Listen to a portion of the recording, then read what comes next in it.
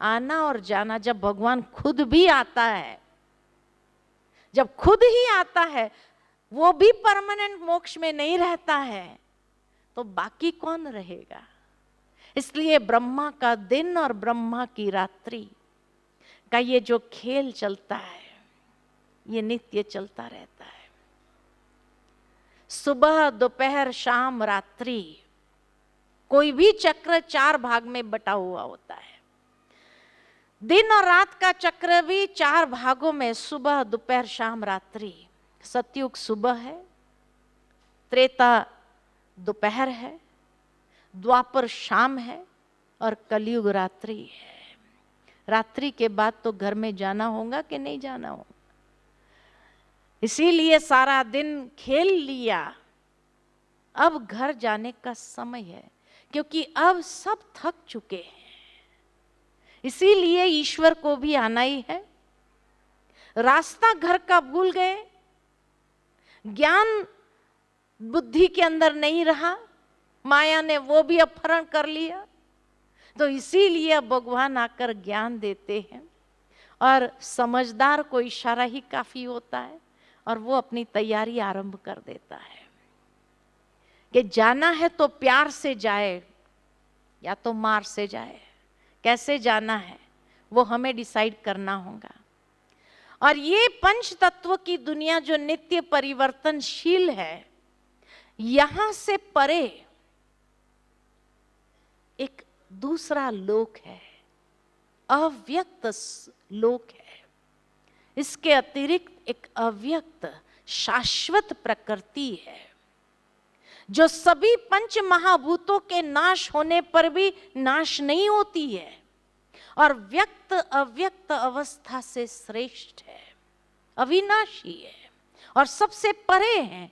वही मेरा परम धाम है जहां मैं विराजमान हूं। अब कहां भगवान ने कहा मैं सर्वव्यापी हूं? भगवान यही तो कहा कि मेरा धाम कौन सा है? परम धाम है। भगवान ने कहा ये कहा कि मैं सर्वव्यापी हूं, कण कण में हूं? कहां कहा? गीता में तो नहीं कहा। मैं परम धाम का वासी हूं, जहां तुम आत्माएं भी रहती हो, लेकिन फिर हर एक अपने अपने समय अनुसार नीचे उतरते जाते हैं। जो पहले जागता है पहले आता है, जो बाद में थोड़ा देरी से जागता है तो देरी से आता है। इसीलिए तो पॉपुलेशन बढ़ती जाती है। ये आत्माएं कहां से आई? इतनी जो 700 करोड़ से अधिक आत्माएं हो गई, वो कहां से आई? कुछ ऊपर बैठी थी, धीरे धीरे आती जा रही है। कुछ सतयुग में आई, कुछ त्रेता में आई। जो है वो तो है ही है। यहां चोला बदल बदल कर खेल कर रहे हैं, लेकिन धीरे धीरे धीरे धीरे कलयुग में बहुत सारी आत्माएं उतर आई, इसलिए पॉपुलेशन बढ़ता गया। लेकिन परमात्मा कहते मैं तो परम धाम में ही रहता हूं, मैं नहीं आता हूं। मैं सिर्फ एक बार सबको लेने के लिए ही आता हूं, कि वापस घर का रास्ता बताना ये तो मेरा ही काम है। आप लोग तो भूल गए, तो मैं आता हूं अधर्म के समय पर, और अधर्म के समय पर आकर उस धाम का पुनः रास्ता बताता हूं। और फिर इस भौतिक जगत से जाने के 2 मार्ग के बारे में स्पष्ट करता है। एक प्रकाश का मार्ग है, दूसरा अंधकार का मार्ग है। शुक्ल मार्ग है, कृष्ण मार्ग है। तो प्रकाश के मार्ग के बारे में भगवान स्पष्टीकरण करते हैं कि प्रकाश के मार्ग से कौन जाता है। तो कहा जो मनुष्य प्रकाश के मार्ग से जाता है वह ज्ञान युक्त कर्म मार्ग, अर्थात जिसमें यज्ञ सेवा की अग्नि जलती हो, बुद्धि की प्रभा सूर्य के समान चमकती हो, हृदय आकाश में आसक्ति के बादल न हो और भावनाओं का पूर्ण उजाला हो, शुभ भावनाओं से संपन्न हो, वो प्रकाश के मार्ग से जाता है। ऐसे दिन के शुभ क्षण में, शुक्ल पक्ष में, यह सूर्य जब उत्तरायण में रहता है, तब प्राण तन से निकले वह आत्मा श्रेष्ठ गति को प्राप्त होती है। प्रकाश का मार्ग। सिंपल शब्द में अगर मैं उदाहरण देकर के आपको कहूं कि मान लो कि आपके घर में 2 बच्चे हैं। एक बच्चा बहुत आज्ञाकारी है और दूसरा बच्चा तूफानी है। अब जो आज्ञाकारी है स्कूल से आता है, अपना होमवर्क कर देता है, फिर खेलने जाता है, खेल भी करता है और फिर आकर के रात को सो करके सुबह जैसे ही होती है तैयार होकर के माँ जब उठाने आती है दोनों बच्चों को, तैयार हो जाता है, अपने आप तैयार होकर रेडी हो जाता है। लेकिन जो तूफानी बच्चा है, स्कूल से आया, अपना बस्ता फेंका, खेलने में चला गया, होमवर्क करना भूल गया। अब जब होमवर्क ही नहीं किया है, सुबह में माँ जब उठाती है कि बेटा उठो, अब उसको मालूम है, याद आता है मैंने होमवर्क तो किया ही नहीं, अब स्कूल जाऊंगा तो पनिशमेंट मिलेगी। तो वो क्या कहता है, क्या कहता है माँ को, आज मुझे स्कूल नहीं जाना है। अब माँ जानती है कि एक दिन अगर उसको ओके किया तो रोज कोई ना कोई बहाना करेगा। माँ क्या कहती, देखो बेटा स्कूल तो जाना ही पड़ेगा, कुछ भी हो जाए स्कूल तो जाना पड़ेगा। तो बच्चा क्या कहता है, अरे मुझे पेट में दुख रहा है, मेरे पेट में दुखता है, आज मेरी तबीयत ठीक नहीं, मैं स्कूल नहीं जाना चाहता। माँ कहती है अच्छा डॉक्टर को बुला लेते, एक इंजेक्शन लगा देंगे, ठीक हो जाएगा। अब इंजेक्शन के डर नहीं, पेट में नहीं दुख, लेकिन मुझे स्कूल नहीं जाना है। अब माँ उसको कहती है अच्छा बेटा आज स्कूल जाएगा ना तो तेरे मन पसंद चीज खाने में बनाएंगे। कहा नहीं मुझे मन पसंद चीज भी नहीं खानी, लेकिन स्कूल नहीं जाना है। जिद पर आ गया। अच्छा नहा तो ले, कहता नहीं नहाना भी नहीं है, नहाना भी नहीं, क्योंकि उसको मालूम है नहाऊंगा तो जाना पड़ेगा। नहाना भी नहीं है लेकिन स्कूल नहीं जाना है।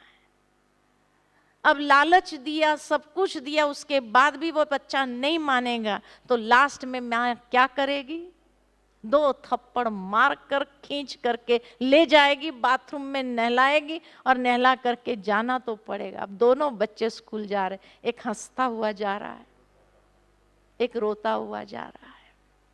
जब पिता छोड़ने जाते हैं तो पिता उसके क्लास टीचर को कहते हैं आज जरा उसको मार पड़ी है, आप संभाल लेना। कहते कोई बात नहीं।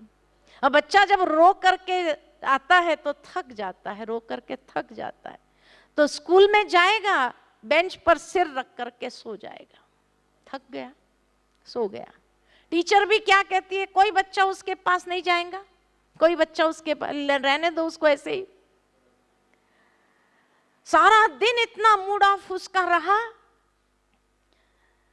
उसके दोस्त रिसेस में आए उसके पास, चलो खेलने, नहीं खेलना है, नहीं खेलना है, इतना उदास अपसेट है, मार जो पड़ी है।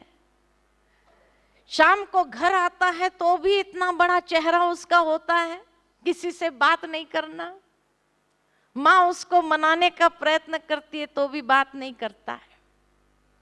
फिर उसके दोस्त आते, अरे क्या ये सुबह से मुंह बना के रखा है, चल खेलने के, उसको घसीट के ले जाते हैं खेलने के, और खेल में सब कुछ भूल जाता है, नॉर्मल हो जाता है।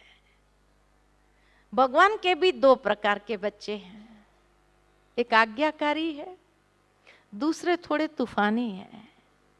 अपने आप को देखो मैं कौन सी कैटेगरी में हूं। जो आज्ञाकारी है तो भगवान जब आते हैं और कहते हैं मेरे साथ योग लगाओ, आत्म शुद्धिकरण करो, जीवन रूपी यज्ञ का शुद्धिकरण करो, जो आज्ञाकारी है वो तो शुद्धिकरण करने लगते हैं।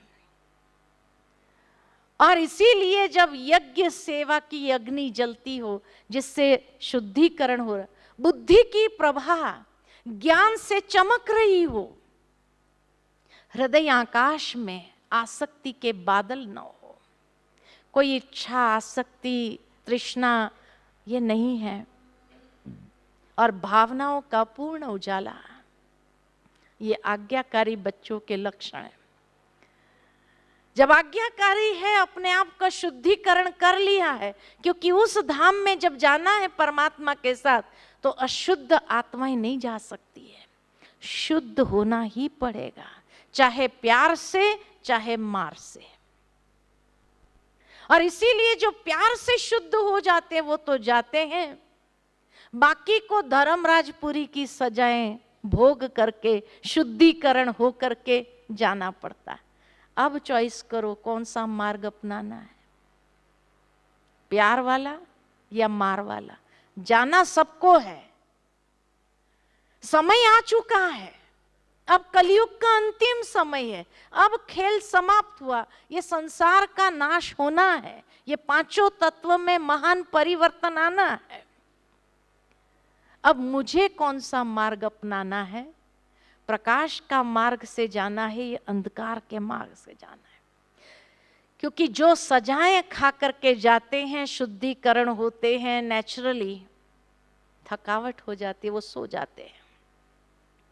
और जो प्रकाश के मार्ग से जाते हैं वो परम धाम का भी आनंद लेते हैं, परमात्मा के साथ का भी आनंद लेते हैं।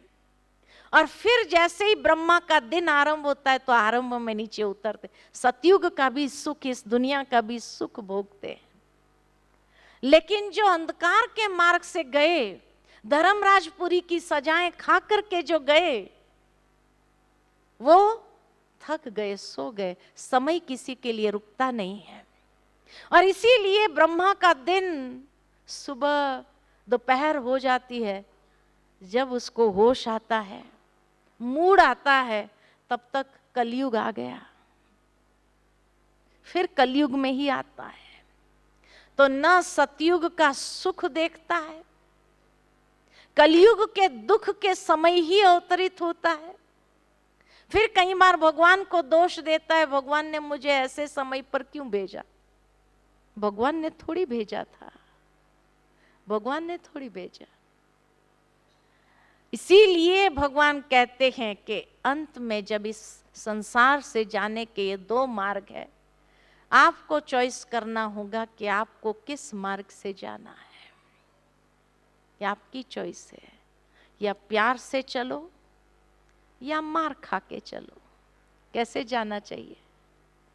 कैसे जाना चाहिए? प्यार से ही जाना चाहिए, क्योंकि उसी से प्राप्ति है।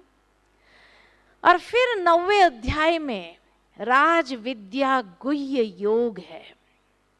राज विद्या गुह्य योग आत्मा परमात्मा के परम गोपनीय रहस्य का उद्घाटन। और इस अध्याय के अंतर्गत ये रहस्य उद्घाटन किया गया है। प्रथम श्लोक से लेकर 6ठे श्लोक तक प्रभाव सहित ज्ञान का विषय लिया गया है। 7वें श्लोक से लेकर 10वें श्लोक तक कल्प के प्रारंभ में और अंत का विषय पुनः स्पष्ट किया गया है। 11वें श्लोक से लेकर 15वें श्लोक तक आसुरी प्रकृति के लोग और दैवी प्रकृति के लोग। 16वें श्लोक से लेकर 20वें श्लोक तक भगवान की तुलना सर्वों में सर्वोच्च स्वरूप। 21वें श्लोक से लेकर 25वें श्लोक तक सकाम और निष्काम उपासना का फल। और 26वें श्लोक से लेकर 34वें श्लोक तक निष्काम भगवत भक्ति की महिमा और मन मना भव होने की प्रेरणा दी है। और इस तरह गुह्य गोपनीय ज्ञान भगवान देते हैं अर्जुन को, यानी हम सब अर्जुनों को। और भगवान कहते हैं, हे अर्जुन,